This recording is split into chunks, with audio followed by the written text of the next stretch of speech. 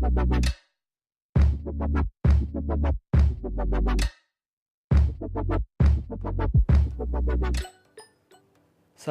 او نیکې هیلې مې ومنئ. نن بیا هم له یوې نوې ویډیو سره ستاسو په چوپړ کې حضور لرو. هغه پوښتنې چې هر سهار یې باید له ځان څخه وپوښتئ. کله مو هم له ځان څخه پوښتنې پوښتلې دي؟ آیا فکر کوئ چې تاسې کامیابه یاستئ؟ وخت تاسو ته څومره ارزښت لري؟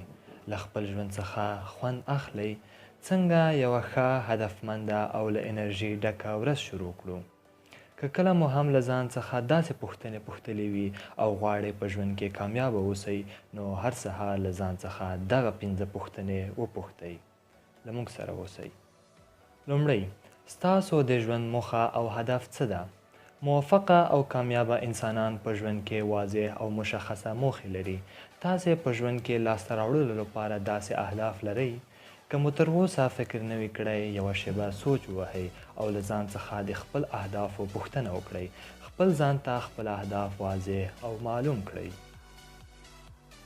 دویم، څومره مو په ځان پانګه اچونه کړې؟ یوازینی څوک چې کولی شي په ژوند کې تاسو سره مرسته وکړي هغه تاسې خپله یاستئ.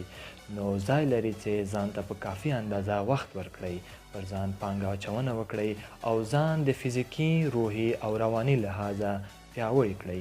خپل منطق، تحلیل او د ژبې فصاحت باندې کار وکړئ. له ځان څخه پوښتنه وکړئ چې د خپل اهدافو رسیدلو لپاره مو څومره زیار ویستلی دی. په وروستۍ 90 ورځو کې مو څومره کتابونه مطالعه کړي دي؟ دریم، تر اوسه مو څومره پرمختګ کړی او له نورو سره مو څومره مرسته کړې؟ په انسانانو کې معمولا 2 حسه وجود لري. یو د پرمختګ حس چې هر انسان غواړي مخته لاړ شي او له پرون څخه نور هم ښه شي، او یو له نورو سره د مرستې او همکارۍ حس ده چې له خپلو شتمنیو څخه مو څومره له نورو سره مرسته کړې. پرېږدئ چې دغه 2 حسه ستاسې په وجود کې څرګند شي.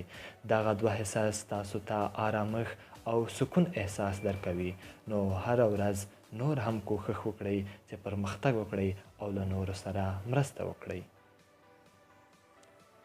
څلورم، څنګه کولی شئ چې نن له نورو ورځو لا زیات ښاد او خوشحاله اوسئ؟ دا پوښتنه له هرې بلې پوښتنې څخه زیاته مهمه ده. انسانان ټول عمر کار کوي، علوم لاسته راوړي او زیار باسي تر څو په پایله کې ښاد او خوشحاله ژوند وکړي.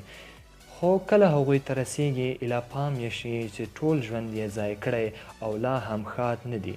ښادي او خوښي مو په کوم هدف، شي او کس باندې تړلي مه بولئ. کوښښ وکړئ چې زده کړئ تر څو په ژوند کې بې دلیله ښاد او خوشحاله اوسئ او د ژوند له هرې شیبې خوند واخلئ. پنځم، د نن ورځې کاري پلان مو څه ده؟ هغه انسانان چې د بریا او هسکو څوکو ته رسیدلي او خپل اهداف یې لاسته راوړي، خپل هرې ورځې څخه یې پوره ګټه اوچته کړې. خپلې ورځې، اونۍ او میاشتې په منظم ډول سره په خپلو کارونو ویشلي دي.